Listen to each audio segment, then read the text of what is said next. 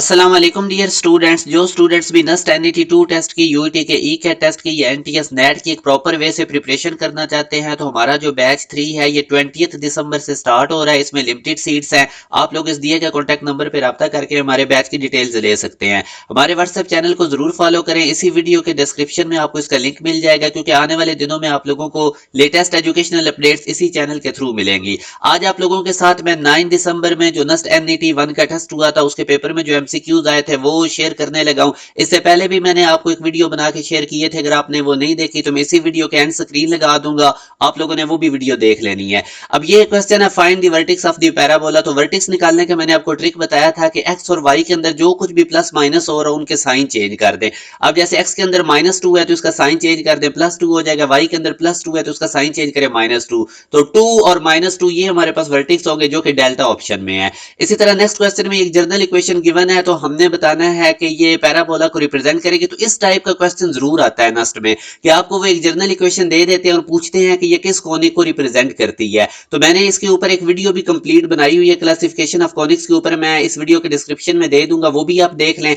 और basically parabola में आप देखें, आपको मैंने कहा था कि एक क्वाड्रेटिक इक्वेशन होनी चाहिए। तो अगर आप इनमें से ए या बी कोई एक कोफिशिएंट 0 हो जाए तो फिर ये एक क्वाड्रेटिक बन जाएगी, एक वेरिएबल में क्वाड्रेटिक हो जाएगी। तो यूं हमारे पास alpha is the right answer. अब नेक्स्ट क्वेश्चन में देखिए, आइडेंटिफिकेशन हमने करनी है सिमेट्रिक मैट्रिक्स की। इनमें से कौन सा सिमेट्रिक है? तो उसके लिए आपने याद रखना है, अगर हम मैट्रिक किसी मैट्रिक्स का ट्रांसपोज लें तो वो वही मैट्रिक्स रहे, उस पर कोई फर्क ना पड़े, तो वो हमारे पास सिमेट्रिक होता है। तो यहां से अगर आप देखें ये अल्फा ऑप्शन में, अब ट्रांसपोज कैसे लेते हैं? रोज को कॉलम्स बना दें या कॉलम्स को रोज। तो अब ये रो है 1 2 3, इसको पहला कॉलम बना दे 1 2 3, दूसरी 2 3 4 रो को दूसरा कॉलम बना दे 2 3 4, और तीसरी रो को तीसरा कॉलम बना दे। तो आप देखेंगे कि जो आपने ट्रांसपोज लिया वो वही ए मैट्रिक्स है, उस पर कोई फर्क नहीं पड़ा। तो यूं हमारे पास alpha is the right answer.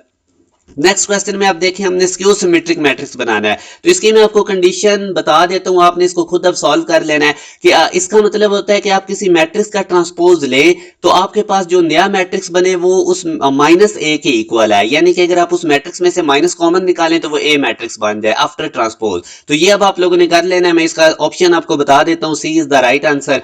अब ये क्वेश्चन आया हुआ था कि sine x cos x dx, इसकी इंटीग्रेशन करनी है। आप देखें कि आप बेसिक ये क्वेश्चन है कि जिसमें इंटीग्रेशन में फंक्शन अगर गिवन हो, फंक्शन की कोई पावर हो और साथ उसका डेरिवेटिव पड़ा हो, तो हम इंटीग्रेशन का पावर रूल लगाते हैं। अब साइन एक्स का डेरिवेटिव cos x होता है, वो साथ पड़ा हुआ है। हमें पता है कि साइन एक्स की पावर 1/2 है। तो इंटीग्रेशन का पावर रूल क्या है? इसकी पावर में ऐड करें, 1/2 में ऐड करेंगे तो 3/2 बनेगा, और सेम पावर से डिवाइड कर दें, साथ इंटीग्रेशन का कांस्टेंट लगा दें। तो ये तरीकाकार होता है इसको सॉल्व करने का। जब भी पावर रूल इंटीग्रेशन का लगाना हो तो साथ डेरिवेटिव पड़ा होगा तो आप फंक्शन के ऊपर पावर रूल लगा दें। इसके बाद एक और क्वेश्चन है, if length of solenoid gets double. ये इलेक्ट्रोमैग्नेटिज्म वाले चैप्टर में से काफी आए हुए थे जो 9 दिसंबर वाला हुआ था टेस्ट। तो बहरहाल इसमें वेरिएशन होती है, हर बच्चे का तकरीबन हर दफा टेस्ट अलग ही आ रहा होता है, कुछ कुछ एमसीक्यूज रिपीट भी होते हैं। तो अब कोशिश यही करें ईच एंड एवरीथिंग करके जाएं। अब वो कहता है if length of solenoid gets double, अगर हम नंबर ऑफ टर्न्स को सेम रखें, लेंथ को डबल कर दें तो रिजल्टेंट मैग्नेटिक फील्ड कितना होगा? तो ये हमारे पास फार्मूला है सोलिनॉइड के मैग्नेटिक फील्ड का। आप देख लें लेंथ के साथ इसका इनवर्स रिलेशन, अगर हम लेंथ को डबल करेंगे तो मैग्नेटिक फील्ड हाफ हो जाएगा। इसके बाद नेक्स्ट क्वेश्चन में देखें, electrons which have the highest penetrating power through lower orbital. तो आप याद रखें जो पेनिट्रेटिंग पावर होती है इसका मतलब होता है ability of the orbitals for attracting electrons. तो अब जो ऑर्बिटल न्यूक्लियस के करीब होगा वो इलेक्ट्रॉन्स को ज्यादा अट्रैक्ट करेगा। तो यहां से हम देख सकते हैं कि जो हमारे पास एस ऑर्बिटल होता है ये इसकी पेनिट्रेटिंग पावर सबसे ज्यादा होती है, फिर पी की, उसके बाद डी की, उसके बाद एफ की। तो यूं ये भी इंपॉर्टेंट एमसीक्यूज है। इसके बाद लाफिंग गैस का केमिकल फार्मूला, ये आपको वो फार्मूला के फॉर्म में भी दे सकता है, तो आपने याद रखना है N2O हमारे पास है जो कि बीटा ऑप्शन में है। नेक्स्ट क्वेश्चन ये काफी इंपॉर्टेंट है, ग्रिग्नार्ड रिएजेंट के रिएक्शंस। आप देखें कि ये कौन कौन सी प्रोडक्ट्स देता है और किन किन रिएक्टेंट्स के साथ मिलके। तो ये जैसे कि आप देख सकते हैं कि ऑर्गेनिक एसिड ग्रिग्नार्ड रिएजेंट तब बनाता है जब इसको कार्बन डाइऑक्साइड के साथ रिएक्ट करवाया जाता है। मेलोनिक एसिड का आईयूपैक नेम आया हुआ था, तो ये मैंने इसका स्ट्रक्चर भी ड्रॉ कर दिया, और इसका आईयूपैक नेम होता है 1,3 प्रोपेन डाइयोइक एसिड। तो ये भी आप लोगों ने याद रखना है। Find the equation of the tangent to the circle, आपने इक्वेशन ऑफ टेंजेंट निकालनी है सर्कल के ऊपर इस पॉइंट से। तो इसको सॉल्व करने का शॉर्टकट ये होता है कि आप बैक सॉल्व करें, ना कि आप इसमें इक्वेशन ऑफ टेंजेंट कैलकुलेट करने लग जाएं कन्वेंशनल मेथड से। अब ज़ाहिर है जो टेंजेंट है वो इस पॉइंट में से पास कर रहा है, तो ये पॉइंट इक्वेशन ऑफ टेंजेंट को सेटिस्फाइड करेगा, और ऑप्शंस के अंदर इक्वेशन ऑफ टेंजेंट्स गिवन है। तो अब आप बारी बारी ये ऑप्शन x की जगह -1, y की जगह 2 प्लग इन करें और देखें कौन सा option left hand side right hand side equal कर गया है इस पॉइंट को पुट करने से। तो वो आप देखेंगे जब इस इक्वेशन के अंदर आप पुट करेंगे 2 एक्स प्लस वाई के अंदर, जो कि सी ऑप्शन में है। एक्स की जगह -1, वाई की जगह 2, तो आप देखेंगे left hand side right hand side की इक्वल आ गई है, तो सी इज द राइट आंसर।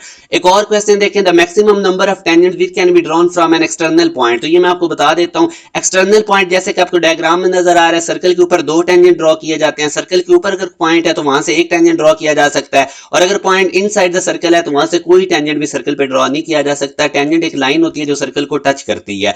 तो अगर आप देख सकते हैं एक्सटर्नल पॉइंट से 2 हमारे पास टेंजेंट ड्रॉ किए जा सकते हैं। अब ये क्वेश्चन है आइडेंटिटी फंक्शन, आइडेंटिफाई फंक्शन, ये बेसिकली आइडेंटिफाई है कि फंक्शन ये कौन सा है। तो अगर आप देखें तो ax-1 से कट जाएगा, पीछे ये x बचेगा, और ये हमारे पास आइडेंटिटी फंक्शन है, और आइडेंटिटी फंक्शन ऑड फंक्शन होता है। अगर आप x को -x से रिप्लेस करें तो ये -fx की इक्वल आएगा, जो कि हमारे पास ऑड फंक्शन की कंडीशन है।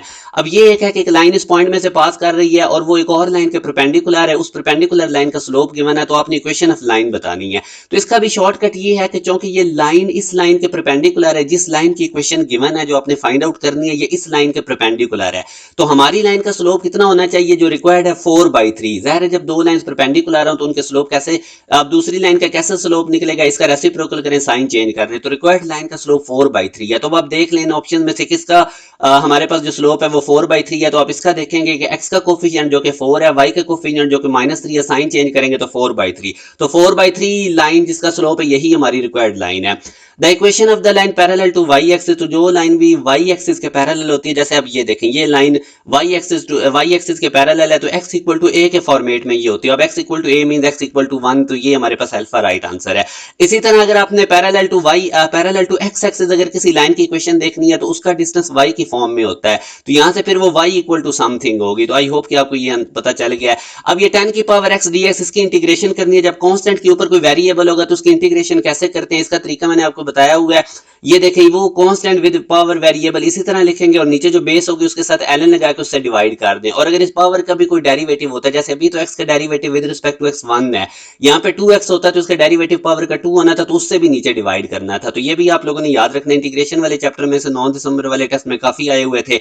अब ये आया हुआ था कि एब्जॉर्ब, इसका मीनिंग क्या होता है, तो ये आप लोगों ने देख लेना, मैंने इसकी रीजन भी लिख दी है।